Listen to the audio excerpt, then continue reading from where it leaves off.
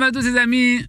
Grâce à Dieu, on a le mérite de se retrouver pour continuer ce livre merveilleux, La nouvelle lumière du Rav Shalom Aroush. Et on va continuer donc cette fois-ci avec le chapitre Tu vivras à travers eux. On a commencé à entreapercevoir cette qualité merveilleuse de la volonté de servir et de se rapprocher du Créateur. Le Rav nous dit, sache et comprends clairement que la volonté en réalité, c'est la racine de toute la création de ce monde-là. Et ce n'est pas simplement la racine, c'est également le but de toute la Torah entière. La volonté, c'est également, on a dit la racine, le but, mais c'est également le chemin. C'est également l'outil, la force qui va te permettre de pouvoir acquérir toute chose que tu désires dans ta vie. La volonté, en réalité, c'est toute l'essence de l'homme. C'est toute l'essence du service de l'homme dans ce monde-là. Et concrètement, on pourrait dire que la volonté, c'est l'essence de la vie en elle-même. Un homme sans volonté, c'est un mort-vivant. Par contre, un homme qui a de la volonté, il est véritablement vivant.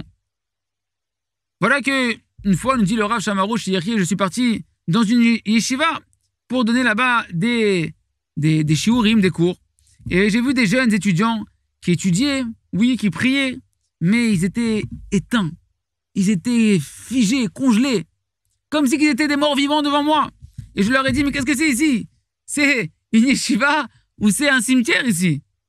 Si l'étude de la Torah, elle n'amène pas un homme à être constamment en train de s'éveiller, à avoir de nouvelles volontés, à travailler cette qualité de la volonté, alors l'essentiel, il manque au livre.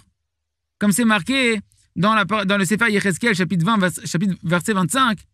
Et moi également, je leur ai donné des lois et des préceptes, des lois qui ne sont pas bonnes et des préceptes dans lesquels ils ne vivent pas. Ils ne vivent pas à travers mes lois, mes préceptes.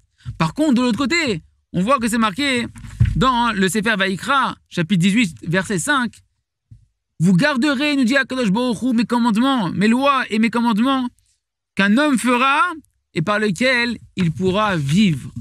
Parce que c'est ça, les amis. Hachem nous a donné la Torah.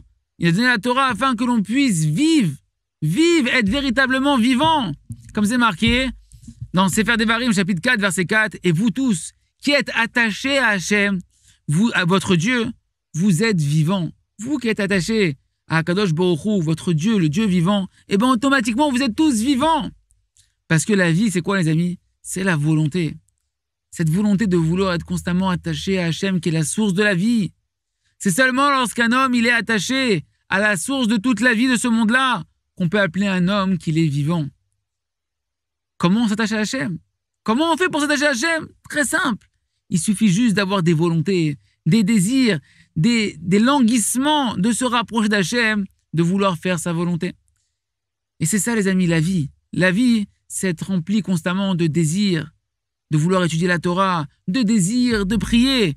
La vie, c'est être rempli de bons désirs en permanence, de bonne volonté.